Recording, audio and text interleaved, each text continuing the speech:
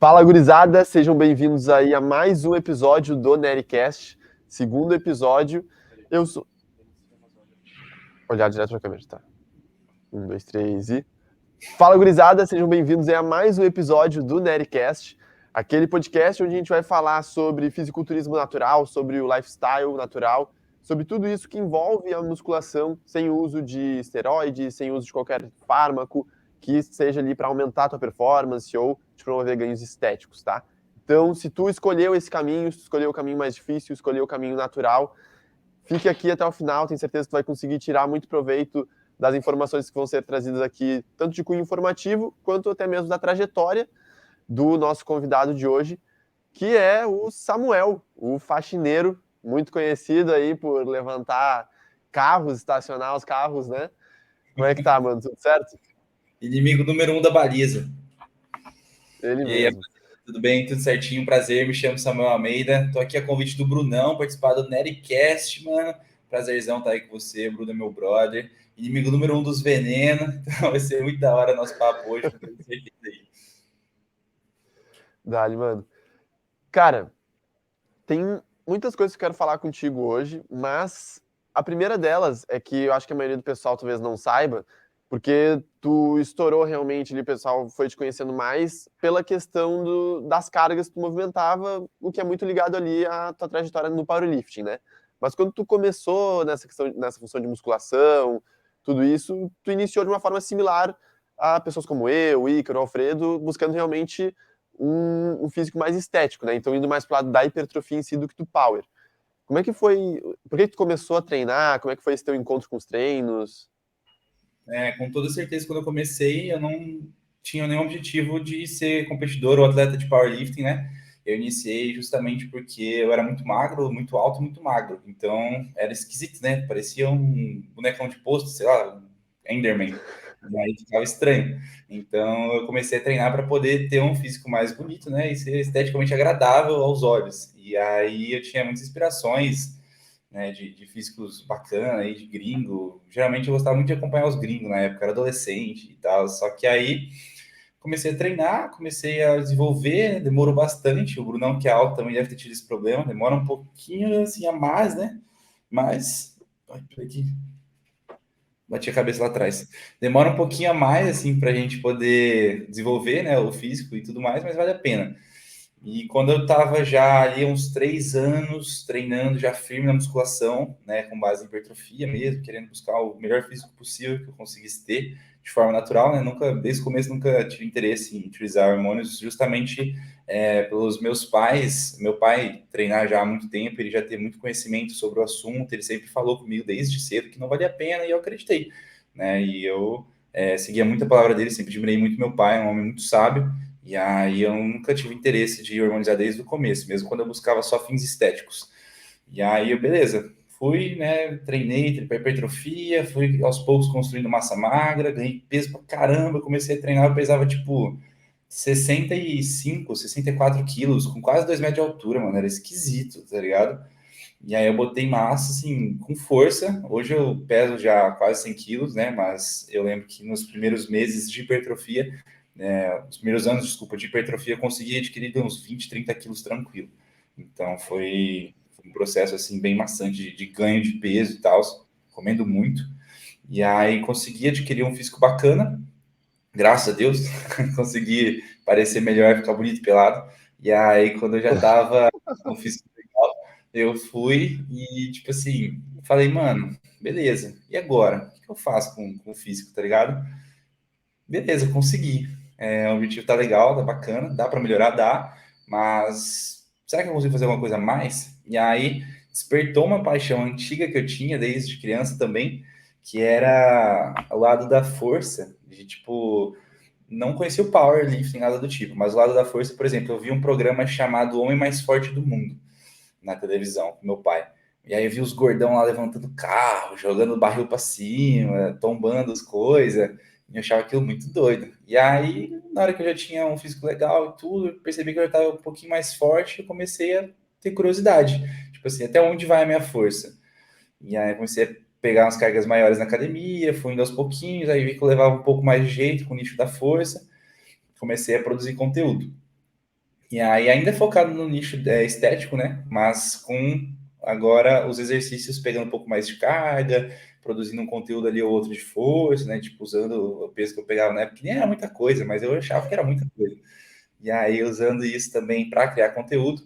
Numa dessas, o meu treinador hoje, Davi, Davi Cardoso, ele foi e achou um vídeo meu na internet, assim, tava rodando lá no TikTok.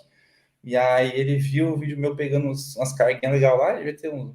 Não lembro qual que era o vídeo, mas não era nada absurdo, era tipo um 180 no stiff, um 160 no stiff, uma coisa assim.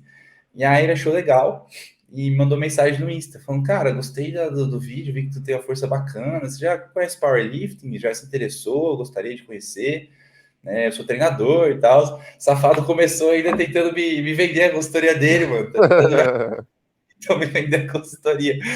E aí eu falei, mano, não sei o que, eu acho legal e tudo, mas eu confesso que, assim, não tenho condições hoje de bancar, né, um acompanhamento e tudo mais. Na época eu não trabalhava, não ganhava nada com a internet, era quebrado, moleque, nossa, era quebradaço. Eu vendia almoço para comprar janta. E aí ele falou, mano, tá de boa, tá ligado? Eu te patrocino.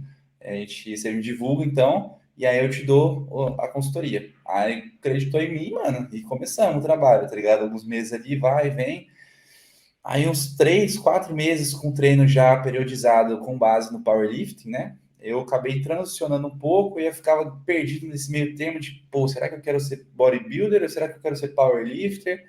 E aí meio que perdido assim, até que eu decidi que, mano, quer saber, eu quero ser powerlifter. Eu vi que várias coisas impactaram nessa decisão, né? Se for olhar pelo lado pessoal, eu sempre gostei mais de trabalhar com treinos voltados para a força. Então, por exemplo, não estava disposto a ficar fraco por conta de dieta, de restrição calórica e às vezes não conseguir ir tão bem nos treinos. Então, esse lado influenciou, mas também visando o lado empresarial, né? Visando o mercado atual, o nicho atual, eu percebi que estava super saturado já de pessoas no fisiculturismo natural e não tinha ninguém para representar o esporte do powerlifting no cenário nacional. Então, eu, tipo assim, foi até meio que visão mesmo de futuro. Eu olhei para os dois e falei, cara, eu gosto mais disso e isso daqui também eu acredito que eu vou ter um futuro melhor se eu for olhar pelo lado profissional, se eu quiser, às vezes, construir um negócio, algo do tipo. Não tinha nada na época, nem pensava em ter consultoria ou, enfim, monetizar meu Instagram, mas olhando pelos lados, eu vi que eu seria só mais um no fisiculturismo natural, ou teria que, tipo assim, às vezes, me lascar de, meu Deus do céu, alguma coisa de campeonato e dar a alma para conseguir brigar meu espaço ali e tudo mais. E aí eu vi o powerlifting não representado. Eu falei, mano, eu acho que eu consigo ser um cara para representar esse esporte, tá ligado? Eu consigo brigar para esse espaço ali. E foi o caminho que eu decidi seguir, tá ligado? Eu falei, mano, vou pro Power. E aí transicionei, tá ligado? Aí deu uns 2 meses disso que eu decidi mesmo. Já fui pro meu primeiro Isso, campeonato. para rolar essa transição, desde o momento que tu começou na academia até o momento que tu encontrou o powerlifting, isso foram quantos anos, assim? Meses. Eu eu treino há 5 anos. Então, e desses 5 anos de treino, eu tenho 9 de powerlifting. 8, 9 de powerlifting. Oito, Então, nove foi. meses. Oi? 8, 9 meses de powerlifting desses 5 anos de treino. É. Ah, bom. Então, eu transicionei para o Power foi ano passado. Foi tipo setembro do ano passado, outubro do ano passado, coisa assim. Mas, Aí eu transicionei ali, mano, tá ligado? Comecei, aí fui, meu primeiro campeonato foi em novembro ou dezembro, primeiro campeonato estadual lá da Bahia. Aí era o único que tinha no ano, eu queria competir a todo custo, esforço lascado, não ganhava dinheiro ainda na época, tinha pouquíssimo dinheiro que estava entrando, eu estava iniciando a consultoria, não sei o quê. Aí tinha alguns, sei lá, uns 7, 10 alunos ali, tava começando tudo. E aí, nossa, peguei uma viagem de ônibus semileito, 25 horas no ônibus semileito nossa para ir senhora. competir igual um retardado, mano. E aí eu fui, mano, na parada, aí ganhei primeiro lugar nas 5 categorias que competi, quebrei os recordes lá e tal. E aí depois fui me preparar para o brasileiro, que foi esse ano, inclusive. Só que aí no brasileiro eu me lesionei faltando 2 semanas antes do campeonato. Ah, que No loucura. último treino. Aí eu me lasquei. Mas acontece, faz parte. E essa foi a Cara, e transição, mano. um negócio que eu achei massa é que tu mencionou, né? Que desde o início tu já teve bem definido ali na tua cabeça que tu ia seguir natural, então não ia utilizar qualquer tipo de droga, enfim.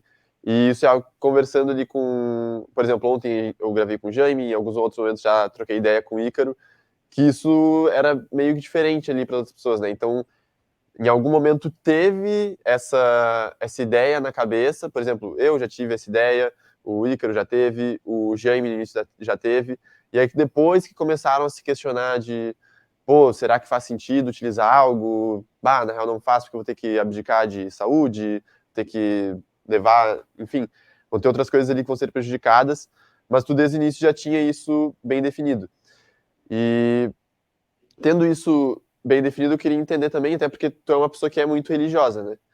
E, tipo, Sim, isso é algo que tem único e exclusivamente ali em relação ao teu pai, ou tu pensa em algo relacionado à religião nesse sentido, ou nada a ver uma coisa com a outra? não, quanto à religião, não vejo nenhum link na questão da. Às vezes, pessoas mais religiosas, extremistas, vão falar do culto ao corpo, de você vai adorar o seu corpo, e você quer pôr hormônio para dentro para ficar mais bonito, por vaidade, mas eu não sou esse tipo de religioso, né? Eu sou cristão, tenho as minhas crenças firmadas em Jesus, né? E em Deus, mas quanto a isso, bem tranquilo, não vejo essa conexão, mas com certeza foram questões ideológicas minhas mesmo e pautadas no meu pai, né, que é a minha maior inspiração em vida, sem dúvidas.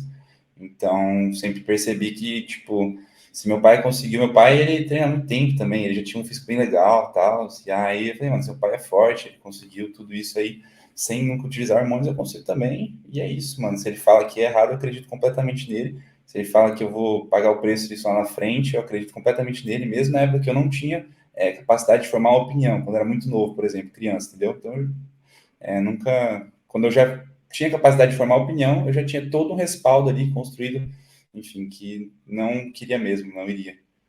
E aí foi bem Isso que tu falou tranquilo. é muito massa, né? Que teu pai já treinava há bastante tempo antes de tu começar a treinar. Isso é outra coisa que, relacionando, por exemplo, com o episódio que a gente já gravou o primeiro ali com o Jaime, e até com a minha trajetória, a trajetória da maioria das pessoas na musculação, é que, na maioria das vezes, os caras começam fazendo errado porque não tem conhecimento do que é o certo. Como é que foi essa coisa de tu estar começando na musculação e tu ter alguém que já era desse mundo para te dar auxílio? De que forma tu sentiu que isso te impactou? Com certeza o exemplo é a maior motivação que você pode dar para alguma pessoa. E meu pai foi esse exemplo para mim, né?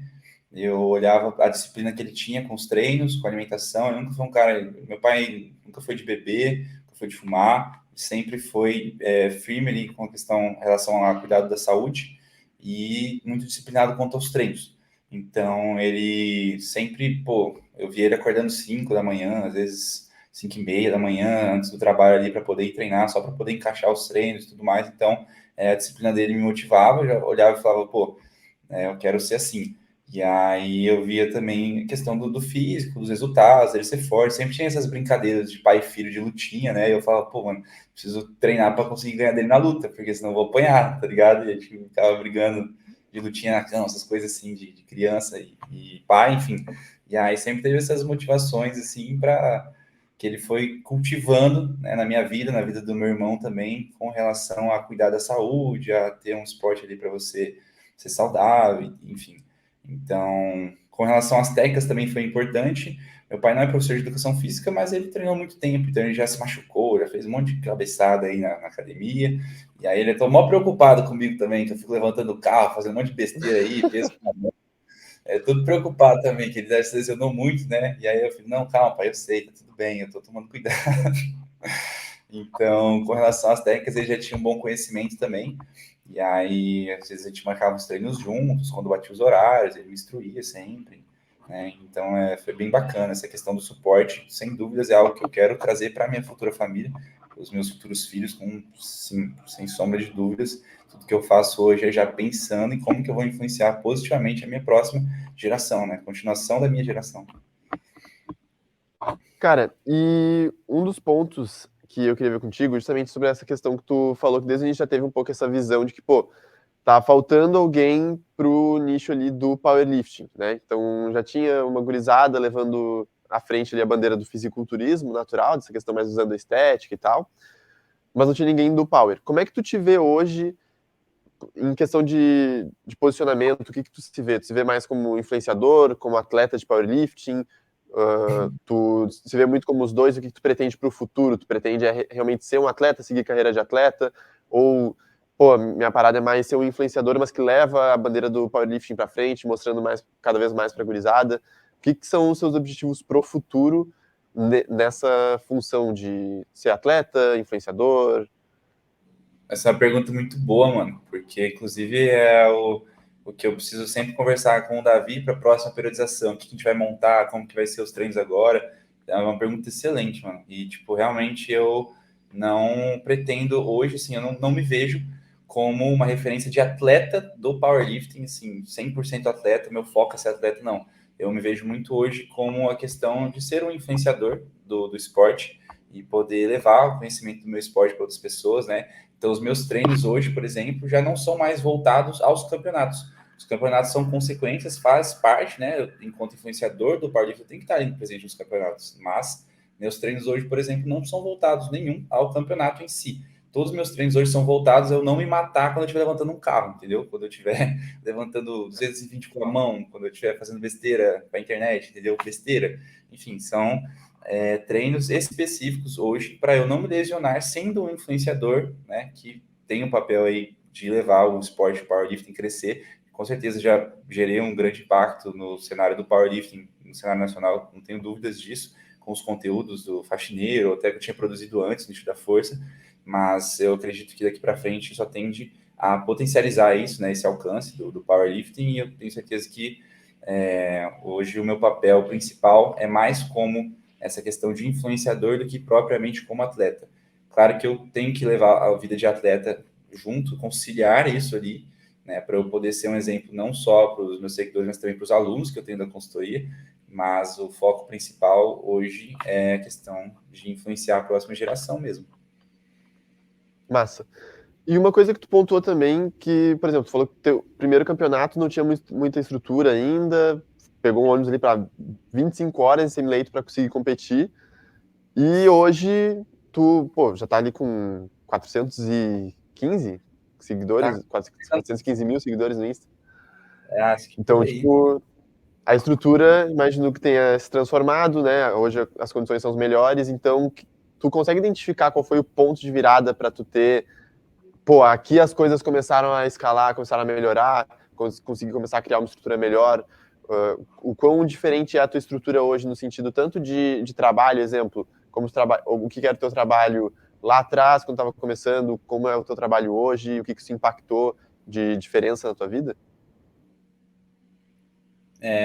Hoje, quando eu comecei, né, nessa questão de competir e tudo mais, eu fui para essa competição aí, eu tinha alguns seguidores já, mas eu tinha tipo uns 30 mil, eu acho, 40 mil, que é uma quantidade boa, mas não faz nenhum milagre, né? Se você não tem seu negócio próprio, se você não tem alguma coisa para oferecer ali na internet como produto para poder arrecadar dinheiro, não faz diferença nenhuma.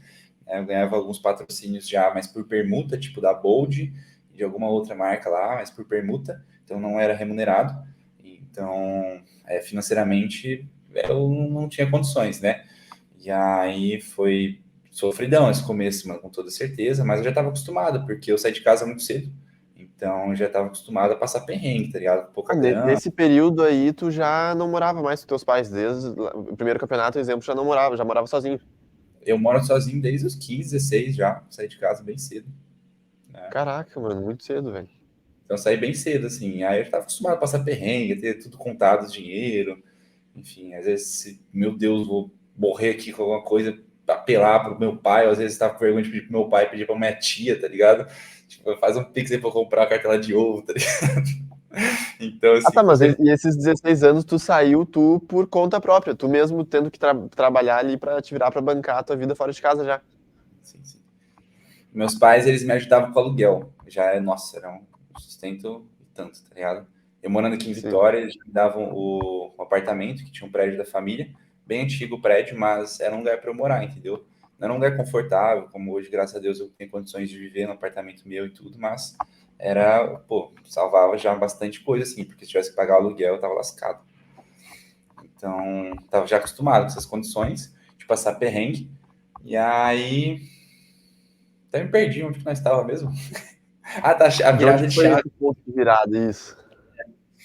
O ponto de virada foi eu começar, tipo, mano, pô, eu tô ganhando visibilidade, tô com alguns seguidores, tem gente que me apoia e tudo, e como é que com todo esse alcance eu ainda tô lascado, tô ferrado na vida, não ganho um centavo, tô passando perrengue aqui, mano. Não é possível que eu não consigo mudar essa situação. E eu inconformado, eu caçando jeitos de eu conseguir, de alguma forma, monetizar isso, entendeu? Porque não faz sentido eu ter sucesso mas não ter sucesso financeiro, tá ligado?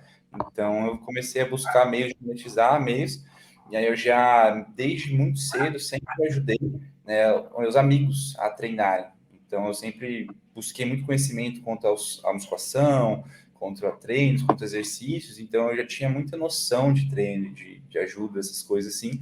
E aí eu comecei a ir atrás da questão de consultorias, por exemplo. A galera começou a me cobrar as consultorias de treino e tudo, e aí eu comecei a ver aquilo assim, tá bom, talvez seja uma forma de eu conseguir ganhar algum dinheirinho aqui só para não passar fome. E aí eu lembro que eu fiquei felizão quando eu tive tipo, meus primeiros 7 alunos, assim, eu fiquei felizão, achei que eu tava rico, mano, tá ligado? Eu cobrava baratíssimo, assim, valor, assim, mano, muito baixo mesmo. Não vale nem a pena falar aqui que é uma ofensa para os profissionais de educação física. E aí eu tava felizão, falando, meu Deus do céu, eu tenho uma grana a mais aqui para comprar minha dieta. E aí até que chegou um ponto que eu falei, mano, não tem como eu pegar e levar isso como um hobby se eu quiser que isso seja um sucesso. Eu tenho que tratar isso de uma maneira mais séria, de uma maneira profissional. E aí eu parei de abordar a consultoria como um hobby ou algo, um ganho extra ali, e eu comecei a tratar como uma empresa. Aí abri o MEI, abri o GME, mas enfim, abri já a questão jurídica tudo certinho, legalizei, né? Aí contratei profissionais para trabalharem comigo de educação física, enfim, criei toda uma infraestrutura que hoje está se consolidando, graças a Deus. E aí eu tratei como um negócio de fato, como eu foquei e falei, mano, isso aqui é um negócio que tem potencial para ser uma fonte viável de renda e poder ter, enfim, mudar a minha vida de certa forma. Aí começou a andar as coisas, aí começou a mudar muita coisa, cara. Você é louco. Nesse meio tempo cresceu minhas redes sociais, com também a trend lá do faxineiro, né? Cresceu muito com isso também, e aí chamou a atenção de outras empresas, de outras marcas. E aí as empresas começaram a entrar em contato comigo, já não agora como influenciador de entrada, de fachada, de só permuta, mas sim como contrato, né? No formato de contratos. E aí eu comecei a ser remunerado, né? Pelas empresas, e não apenas só receber, né, os produtos em formato de permuta. Então começou a mudar completamente a minha vida depois de que eu comecei a levar mais a sério, não apenas a consultoria, mas também a criação de conteúdo. Sim, tratar a própria criação de conteúdo como um trampo também, né? Sim. E aí, isso fica refletido até na própria forma como tu falou que são os teus treinos, né? Que teus treinos, eles são voltados justamente para isso, não necessariamente para as competições, mas que tu consiga desempenhar esse papel de influenciador, movendo ali as cargas que tu move, da forma que tu move, né? Questão de, pô, movimentar ali os carros e tal. E até sobre isso que eu queria falar um pouco, essa questão do treino, porque o próprio treino visando o powerlifting já vai ser bem diferente ali do treino visando hipertrofia, né? Sim. E aí queria que tu falasse um pouco desse contexto, de diferença dos treinos quando tu visava ali realmente, pô, vamos falar no bodybuilding, né, que era o que tu queria realmente construir, um físico mais estético, do que mudou para quando tu definiu que tu ia entrar pro power e de como são os teus treinos hoje, que são voltados pro powerlifting, mas sempre tendo essa visão ali do que tu vai fazer no sentido das mídias que tu produz, dos conteúdos que tu produz. Com certeza, quando eu treinava para hipertrofia, eu também não tinha tanto conhecimento assim. Eu estava nessa fase de adquirir conhecimento, então, quando eu comecei, eu meti uns drop set, uns triset e as coisas assim, sabe? Esses treinos com 15, 20 repetições até a fara, todos os exercícios, é muita besteira. Mas aí eu comecei a ter um pouco mais de conhecimento, comecei a fazer os meus treinos, mesmo para hipertrofia, num formato mais eficiente, né? Visando realmente a técnica, visando o que os estudos falavam na época, né? O que eu tinha de conhecimento de sinalização de hipertrofia, do que estava sendo mais interessante ali para o meu músculo receber aquele estímulo dessa forma ou daquela forma, ou se compensava mesmo eu ficava me matando do músculo ali, depois né, fazer besteira e ter uns treinos piores ao longo da semana, porque eu me matei ali, enfim. Comecei a ter mais conhecimento técnico e dentro da hipertrofia mesmo eu baixei minha faixa de repetições, já comecei a trabalhar na faixa de repetições menor, né, eu nunca mais fiz, por exemplo, fazer séries até a falha em tudo que é coisa, para eu chegar na falha, geralmente só chego na falha quando eu estou na faixa de repetições mais baixa. Então, desde a época de hipertrofia, já comecei a meio que, querendo ou não, educar o meu corpo para o futuro que seria o powerlifting, né? Então, Sim.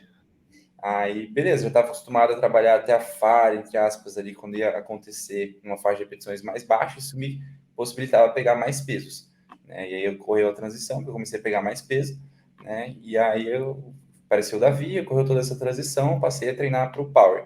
Na hora que eu migrei para o Power, foi completamente outro universo. Por quê? No fisiculturismo, eu treinava e tinha minha divisão de treinos em grupamentos musculares. Então, eu vou treinar aqui hoje peito, amanhã eu vou treinar costas, ali eu vou treinar tríceps e bíceps, ali eu vou treinar ombro, ali eu vou treinar perna, ou, enfim, às vezes eu vou treinar peito e tríceps, e ali costas e bíceps. Então, era tudo em volta dos músculos. No powerlifting, não é voltado para músculo, tá ligado? É voltado para movimentos. Então, meus treinos vão ser voltados para o agachamento livre, para o supino e para o levantamento de terra, que são os levantamentos básicos competitivos do meu esporte. E aí eu extraí muito isso no começo, eu não conseguia encaixar, eu ficava vendo aqueles treinos malucos lá, que você treinava perna, com braço, com costas, com tudo junto ali no mesmo dia. Eu falava, mano, qual que é o objetivo disso? Eu não entendia. E aí eu fui entendendo mais um pouquinho, aí eu fui vendo melhor as coisas, de como que funcionava, né, a visão de um atleta de powerlifting com relação aos movimentos. Então, por exemplo, vou começar meu treino hoje voltado para o agachamento livre.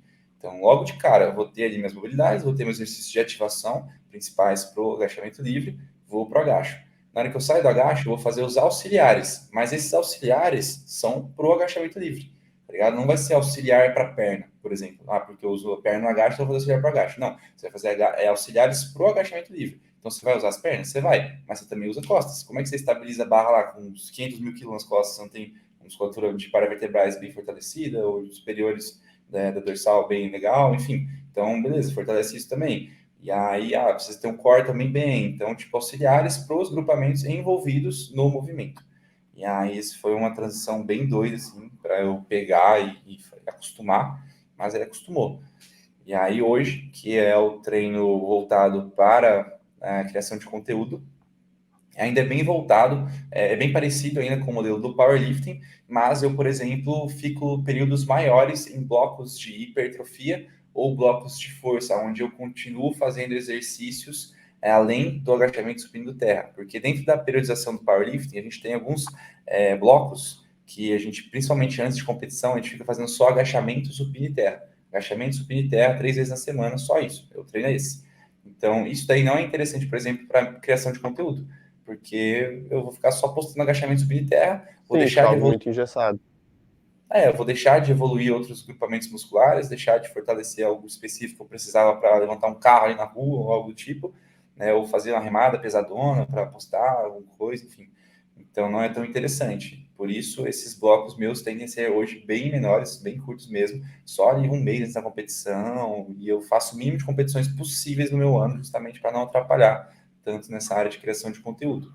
E aí nos blocos de Entendi.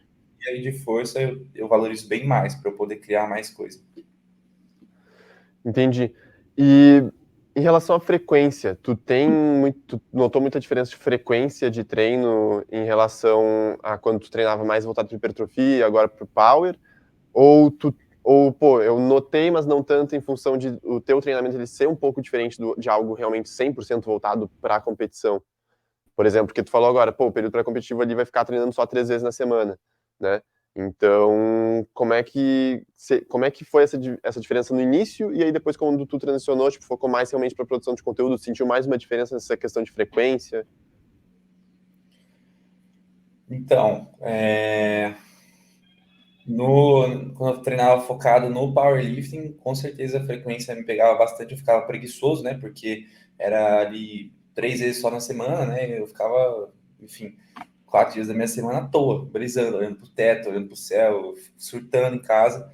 E aí isso nem me deixava muito bem, assim, né? Tudo bem que após um treino de SPD, de agachamento, de supino de terra, você fica completamente destruído, você fica frita seu corpo inteiro, sendo natural, assim, mano, você sai destruído, acabado, seu sistema nervoso central arregaçado, tá ligado? Então você precisa descansar, é impossível tu não descansar. Você fez ali uma intensidade bacana, né?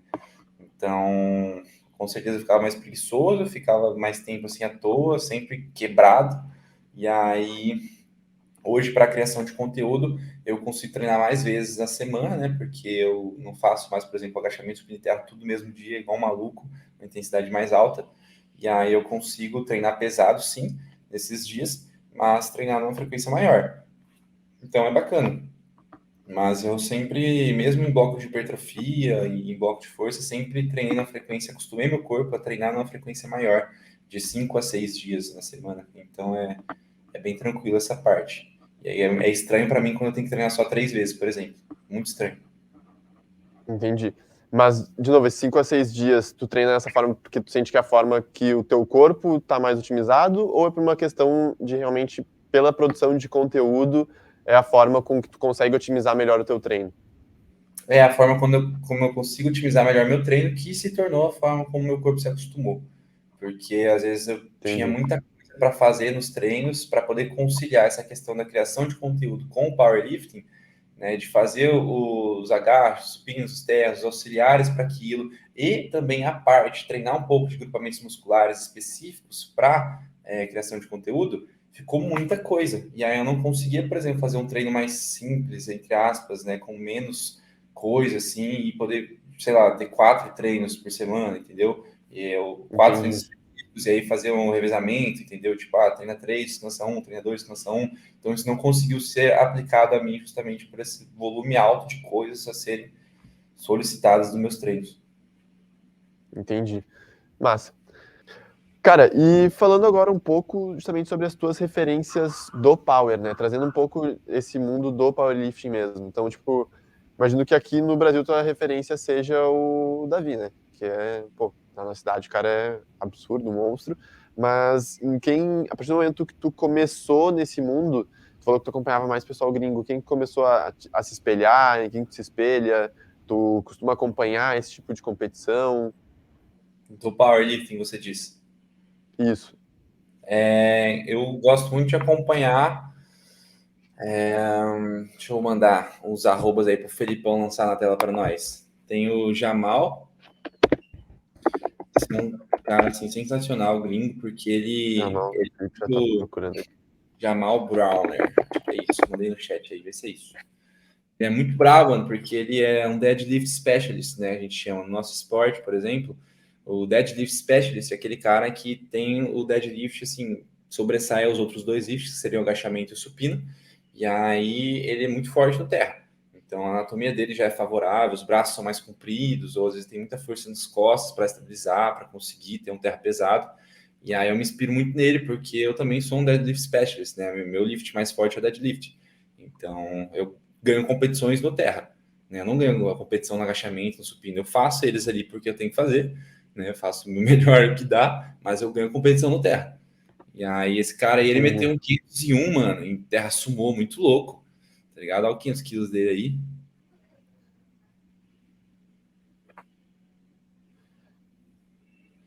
Esse é o recorde mundial. Né? Yes, sir! Let's go! Let's go! Caraca, muito insano.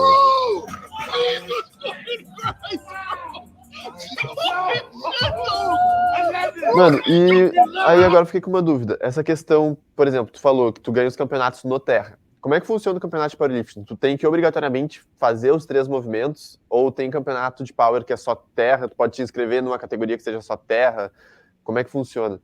Você pode, se você quiser, um campeonato específico só de levantamento terra, ou só de supino, ou só de. Enfim, você pode, mas o powerlifting, né, para você ser um atleta de power da Federação Brasileira de Power, pela IPF e tal, os campeonatos aí que a gente conhece, envolve os 3, entendeu? Agachamento, supino e Ah, terra. entendi. Então, para tu fazer apenas um é mais uma particularidade do campeonato e não da categoria em si de Tem powerlifting.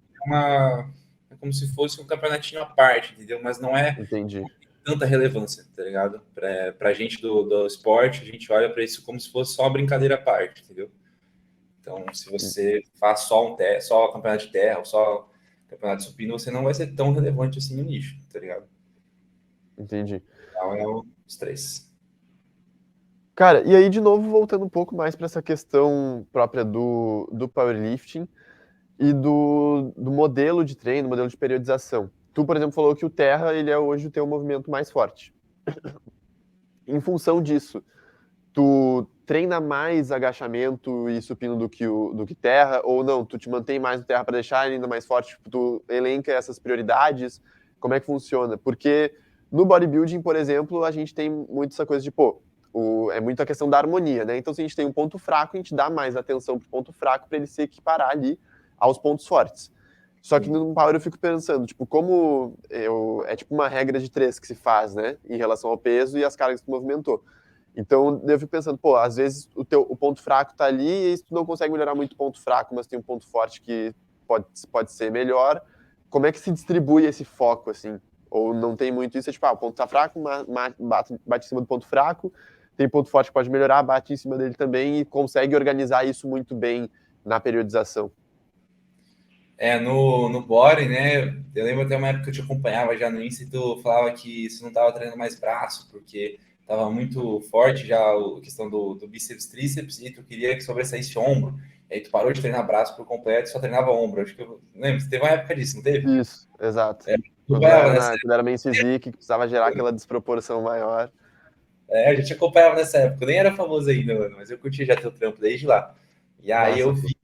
eu vi essa particularidade sua aí que tu comentou dessa vez. E realmente, assim, no Power, não tem como a gente, por exemplo, parar por completo de treinar braço, como você fez ali para poder sobressair ombro. A gente não poderia jamais fazer isso, porque senão você vai prejudicar o teu lift no campeonato. Mas com toda certeza a gente vai valorizar, né, a parte dos treinamentos ali e voltar o principal para os pontos fracos. Então, meus treinos hoje, pô, mano, teve período da minha periodização, na hora que eu tava para competir, que eu fazia supino 5 vezes na semana. Eu fazia supino 5 vezes na Caraca. semana. Claro que um volume bem distribuído e calculado, porque também dá para ser retardado e se quebrar inteiro. Mas supino 5 vezes na semana, agacho 2 vezes na semana e mais uns 2 dias de auxiliares pesados de agacho, entendeu? E o terra uma vez na semana aqui, de boinha, tá ligado? Às vezes 2, fazendo um terra tradicional no sumô, enfim. Então, com Mano, isso é uma certeza. parada que eu acho bacana também, que eu acho que o pessoal escutando assim, acho que o pessoal talvez não entenda o que seriam os auxiliares, né? Explica um pouco para nós essa questão dos exercícios auxiliares, se eles estão ali por uma questão de auxiliar no polimento do movimento, ou seja, tipo, auxiliar na técnica, por exemplo, aprimorar a técnica, ou se é para aprimorar alguma musculatura que vai estar sendo utilizada no exercício, que aí, consequentemente, aprimorando ela, vai melhorar o levantamento, né? O supino, terra, o agachamento, que seja. Ou é uma junção dos dois? Como é que funciona? Tem algum que seja mais em específico que tu consiga falar aqui sobre para nós, que tu costumava fazer, que tu costuma passar para os alunos? Top. Nos auxiliares, a gente pode ter uma subdivisão dentro dos auxiliares, que seriam os auxiliares educativos.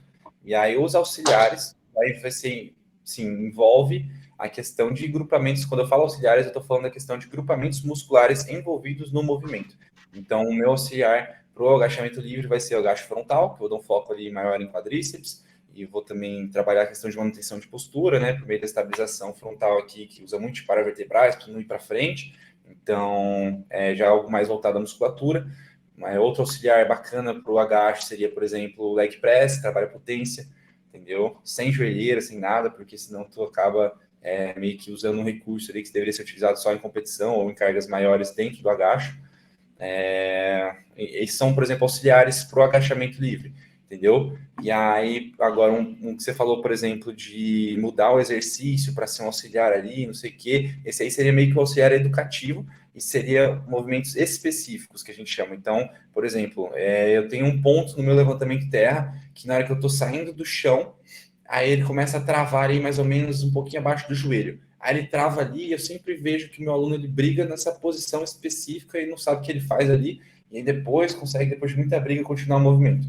Então, eu já vejo ali a necessidade da gente, por exemplo, colocar um levantamento de terra com pausa. Então, Então, eu vou utilizar a pausa nesse ponto específico que ele está tendo dificuldade ali, para ele poder entender quais são os grupamentos musculares que ele vai estar utilizando nessa hora, como que ele vai poder sair daquela posição, entendeu? Depois que ele travou, entre aspas. Então, eu vou trabalhando isso nele de forma mais específica, seria mais voltado a um educativo, entre aspas, assim. Então, são duas coisas diferentes, a questão de auxiliares e a questão dos levantamentos específicos, que seriam as variações dentro dos levantamentos básicos, que seria agachamento livre, supino e terra. Supino, por exemplo, às vezes com pausa de 5 segundos, entendeu? Só para poder trabalhar mesmo a questão de acostumar com a carga equiparada no peito, que o supino de competição é pausado. Outras variações seriam, por exemplo, excêntrica lenta, a gente usa muito, né, de descer lentinho mesmo, não é para sentir queimar, nada do tipo, é só para você poder ter a consciência da manutenção de postura durante a fase excêntrica do movimento. Fazendo bem um trabalho de propriocepção, mais ou menos, para identificando como cada musculatura se comporta em diferentes fases do movimento, isso?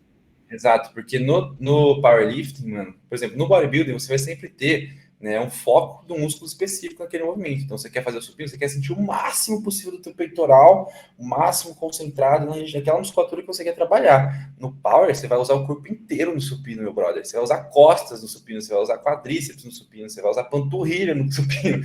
Então, você usa o seu corpo inteiro. É muito, muito importante a questão de desenvolvimento de consciência corporal. Você não consegue ter um bom movimento de power, seja o agachamento, ou supino, ou terra, se você não tiver muita consciência corporal, porque é muita coisa acontecendo ao mesmo tempo, né? Por isso se chama exercícios multiarticulares. É muita articulação envolvida, muita coisa acontecendo ao mesmo tempo, muito músculo se contraindo, soltando e focando aqui e ali. Na hora que se travar aqui, você já sabe que você tem que usar outro músculo mais. Por exemplo, no supino, se você começou a subir a carga, aí você sabe que, pô, mano, travou aqui, o que eu faço? Você vai soltar no seu peito? Não. Aí tu pode, por exemplo, se você já tá com a técnica encaixada, você pode abrir as costas e na hora que você expande a dorsal no supino mesmo, você ganha um pouquinho de força a mais, que é o suficiente para você finalizar o movimento. Ou às vezes você pode desdobrar um pouquinho o punho, que você também consegue finalizar. Então tem muita coisa, assim, muita coisa, o universo inteiro dentro dessa visão de movimentos básicos, mano. É bem, bem complexo. Massa, velho, incrível. Cara, eu acho que a gente conseguiu bater bastante ali um pouco sobre o Samuel, um pouco bastante também sobre o esporte. Não sei se tu tem mais alguma coisa que tu queira falar aí pra gurizada? Não, acredito que é isso aí mesmo, mas para trazer um pouquinho, né, mais do power para vocês aí, né, questão do estilo de vida natural também, que já está envolvido, né, já deixamos bem claro também essa questão do posicionamento natural e a questão que é possível você também ser um powerlifter natural, né, a gente sempre bate muita tecla aí do fisiculturismo Brunão, o público do Brunão já está acostumado, né, do fisiculturismo natural, de ter um físico bacana, de forma natural, mas é totalmente possível também você ter muita força de forma natural. Só uma pergunta. O Filipão tem uma pergunta. Diga aí, que deu retorno pra ele. Fala. Sobre. Eu imagino que o Jamal não deva ser purinho, não. Mas tem algum powerlifter assim, que ele olha como referência e que compita em campeonatos exclusivos de naturais que ele acompanha? O Felipe quer saber, assim, no sentido de, tipo, o Jamal, ele olha e, tipo, o cara não é natural. Mas tem outros powerlifters como como o Cardoso, por exemplo, que tu olha e, pô, esse cara é um powerlifter natural também, que tu te espelha. E um detalhe que eu não perguntei, né? Como é que funcionam as competições de powerlifting? É uma parada, tipo, o fisiculturismo com drogas ali, em que é normalizado e todo mundo sabe que todo mundo usa e tá tudo certo? Ou é uma questão, tipo, não, tem antidoping e às vezes cai um ou outro ali no antidoping, pega os caras, ou tem essa diferenciação, tipo, ó, competição aberta e competição onde vai ser feito teste, onde o pessoal vai ser testado, tem essa diferença? Sim, a gente divide em federações, né? Então, a federação a qual eu sou filiado e faço parte se chama IPF, International Powerlifting Federation.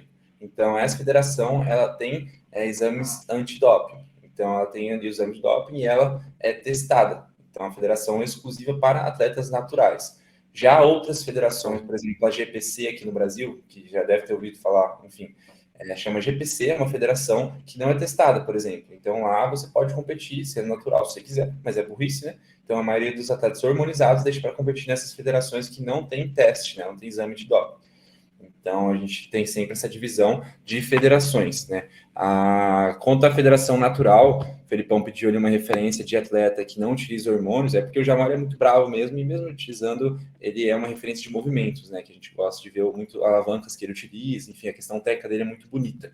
Mas a questão de força em um atleta natural, simplesmente Jesus Olivares, o maior powerlifter mais forte de todos os tempos das categorias naturais e hormonizadas.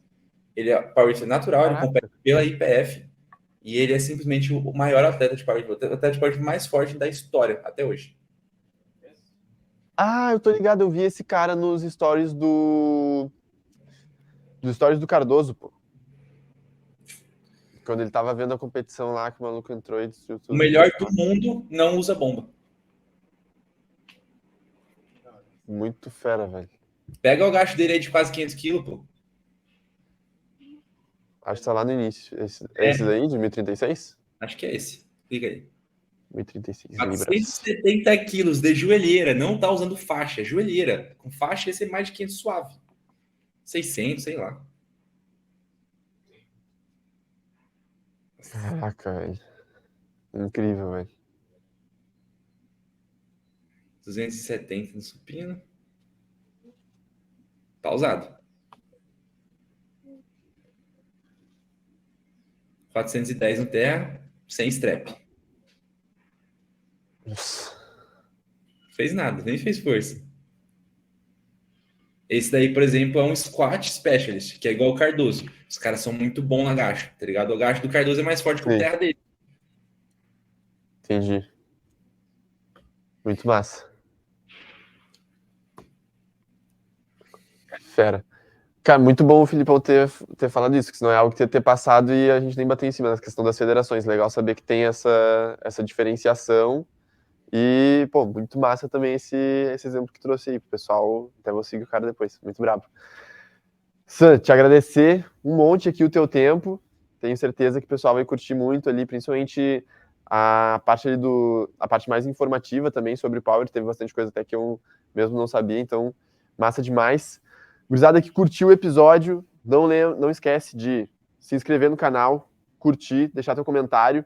Caso esteja ouvindo pelo Spotify ou Apple Music, deixar uma avaliação positiva aí para nós. E usar o cupom BrunãoLagrove para apoiar o trabalho. Quem quiser entrar na consultoria do BM Team, o QR Code está na tela. Tu consegue já tocar o QR Code ali e entrar pro time, beleza? Santos também, eu não sei, esse episódio ele vai sair provavelmente ali na segunda semana de agosto. Se as tuas vagas estiverem abertas ali da consultoria, como é que o pessoal faz para encontrar? Só clicar no link da bio também. Estamos com as vagas abertas por hora, não estamos fechando as vagas também. Link da bio do meu Insta. Dali, perfeito. Quer se despedir do pessoal, falar alguma coisa? É isso aí, rapaziada. Tamo junto, foi um prazer. Espero ter somado aí conhecimento de vocês nessa questão do nicho da força, do powerlifting. Foi um prazerzão. Agradecer o Bruno aí pelo convite, cara. Sempre um prazer estar com você. E é isso daí, rapaziada. Tamo junto. Natural is the only way. Dali, fechou. Valeu, gurizada. Beijo pra vocês. Abraço.